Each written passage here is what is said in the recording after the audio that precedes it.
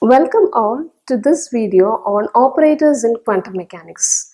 So, as you know, in classical mechanics, every physical observable is represented by dynamical variables, for example, momentum, position, energy. But when it comes to quantum mechanics, these dynamical variables are represented as operators. And an operator basically tells us what operation to be carried out on the wave function that is following it.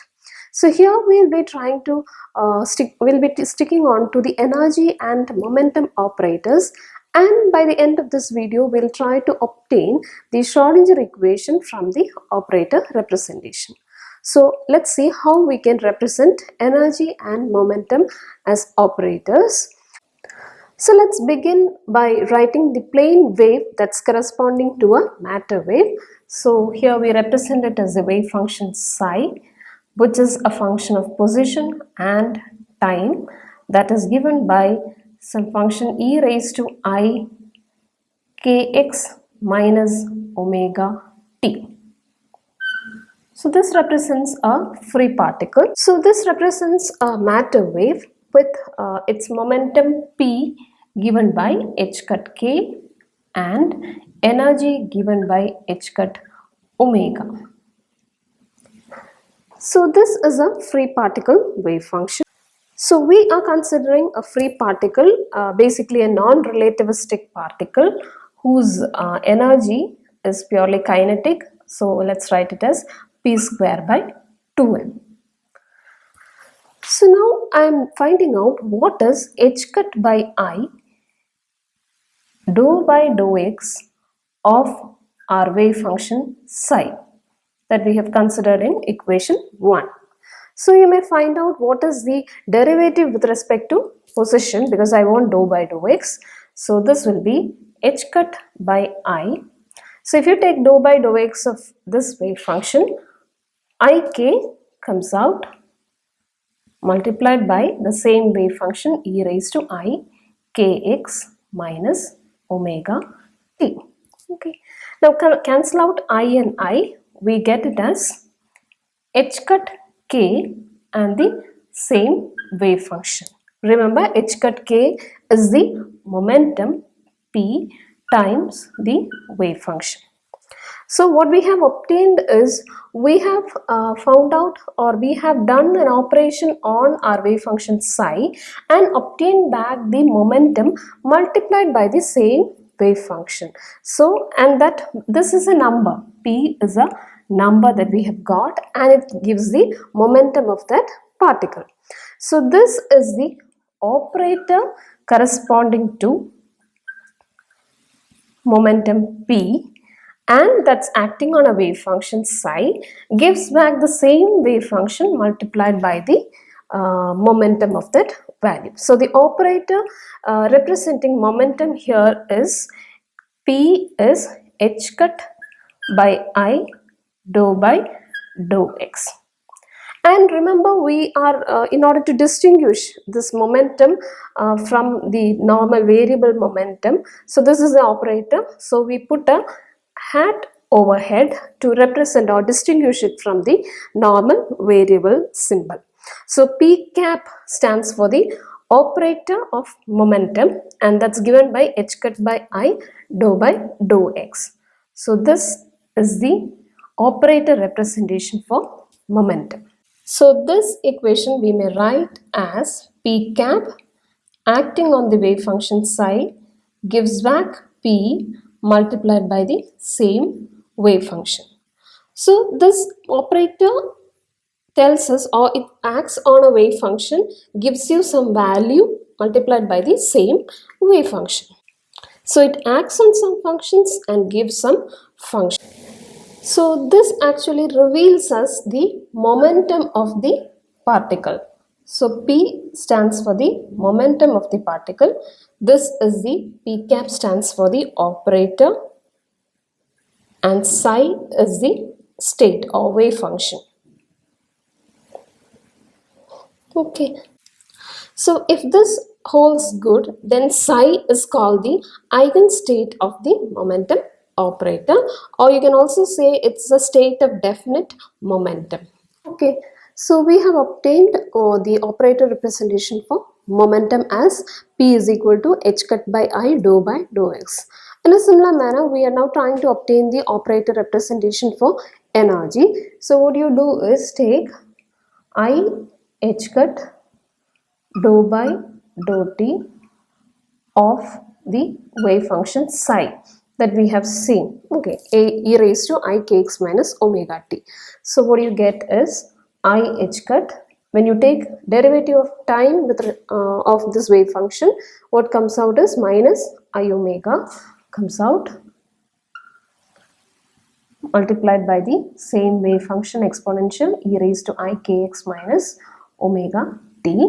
So you see that I square and with a minus sign, so that's gone. So this become h cut omega times the same wave function just as before, but here h cut omega, remember it's the energy, so we get it as E times psi. So we have begun with I h cut dou by dou t here, and it is acting on the wave function psi, gives back the value of energy E. So the operator that we have taken here, that is I h cut dou by dou t, will correspond to the operator for energy. So we may write the operator for energy as E cap will be h cut, I h cut dou by dou t. So this may be written as the operator. Remember, in order to mention it as an operator, we put a hat overhead. So E cap acting on the wave function psi gives back the value. This is a number. E is a number. E times the same wave function. So the operator for E will be I h cut dou by dou t. So these two gives the operator representations for energy as well as momentum. Now we may also find out, so as we said, every observable or every dynamical variable we have a operator here. So let's take what is it in case of kinetic energy operator. So let's take kinetic energy T. For a non-relativistic particle it will be P square by 2m. So if you want the operator for T, find out what is the operator for momentum and divide it by 2m. So we know it already. So this is h cut by I dou by dou x by 2m. So we get it as minus h cut square by 2m dou square by dou x square. This will be the operator representation for kinetic energy. Similarly, if you want Hamiltonian, we have Hamiltonian of a system that's represented as H is given by T plus V, the sum of kinetic and potential energies. So if you want the operator corresponding to that, find out what is the operator corresponding to kinetic energy and potential energy. So this will be, we have already obtained what is it for T. So minus h cut square by 2m dou square by dou x square plus V. So this will give us the operator corresponding to Hamiltonian. So we have seen, in addition to energy and momentum, we have seen the operator for kinetic energy as well as for Hamiltonian. So based on all this, let's try to obtain in just one line, let's write what is Schrodinger equation. Having obtained all the operator representations, let's try to write a Schrodinger equation using these operator representations. So let's consider a particle that's moving in a potential, say V of xt. So its energy is given by E is equal to P square by 2m plus the potential energy V of xt. Now supply a psi on either sides. So E psi is equal to P square by 2m plus V of xt times psi, and then use the operator representation for each function. So this will be E acting on a wave function psi is P square by 2m plus V of xt times the wave function psi.